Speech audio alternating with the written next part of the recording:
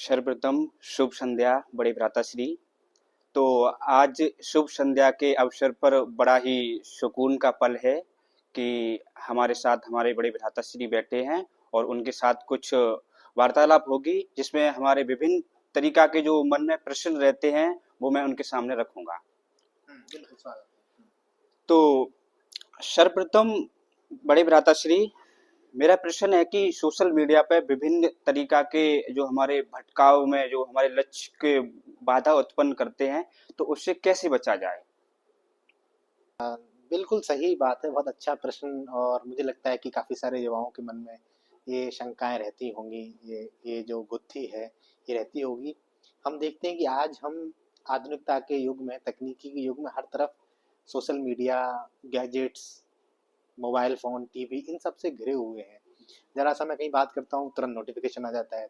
मेरा ध्यान भटक जाता है, मैं पढ़ता हूँ, तुरंत किसी का मैसेज आ गया, उसका रिप्लाई करने लगा। मैंने सोचा कि मैं पढ़ते हुए मुझे कोई डाउट आ रहा है। फॉर एग्ज़ाम्पल अगर बायोलॉजी पढ़ रहा हूँ, तो मैंने सोचा कि चलो ये देख लेता हूँ फोटोसिंथेसिस कैसे होता है। पर अचानक अनायास ही मेरा हाथ तुरंत इंस्टाग्राम पे चला जाता है। फिर उससे बाहर निकलता हूँ उसके गलियारे से, तो फिर मेरा फेसबुक के पूरे महल में मेरा प्रवेश हो जाता है।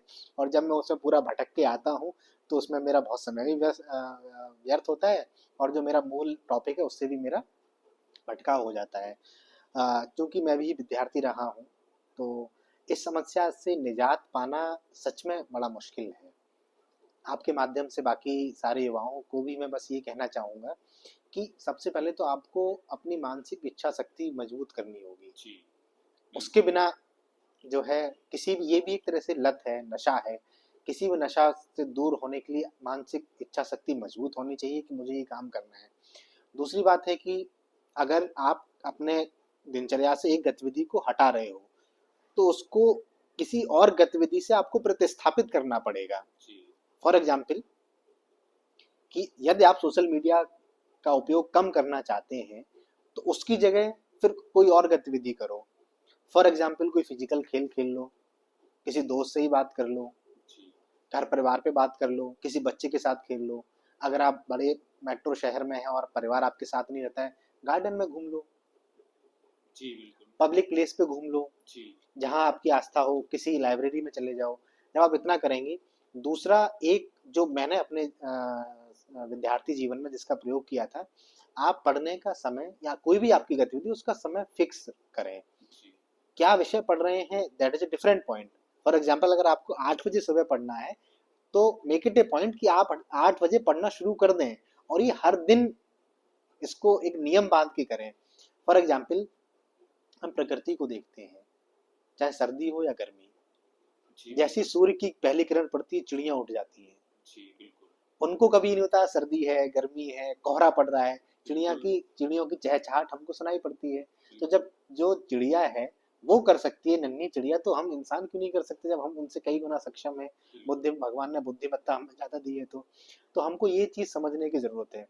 दूसरा, इस क्रम में पहली और दूसरी बात का तीसरी बात जो मैं कहना चाहता हूँ, हम सोशल मीडिया पे जो रिश्ते बनाते हैं, उनके साथ साथ कोशिश करें कि हम सामाजिक रिश्ते भी बनाएं।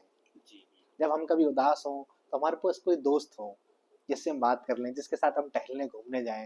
ये सोशल मीडिया की आभासी दुनिया से बाहर निकल के वास्तविक दुनिया में जिए, अपने घर परिवार में बात करें। इससे आपकी बात बिल्कुल सही है, भटकाव तो होता ही है। दूसरा, इससे मानसिक तौर पे भी समस्या होती है। कई बार आप परेशान हो, उदास हो, आपके सोशल मीडिया पे हजार दोस्त हैं, बात करने के लिए कोई नहीं है। तो ये सब दूसरी बात, इसमें ये भी प्रॉब्लम होती है कि आप तुलना करते रहते हैं। और आप जब तुलना करते हैं तो आपको अपनी स्थिति खराब लगती है। आप देखते हैं कि आपका दोस्त है, वो तो यहाँ घूम रहा है, पार्क में घूम रहा है, मूवी देख रहा है, और आप लगे हैं पढ़ने, तो आपको ऐसा लगता है कि उसकी जिंदगी अच्छी, मेरी जिंदगी खराब है।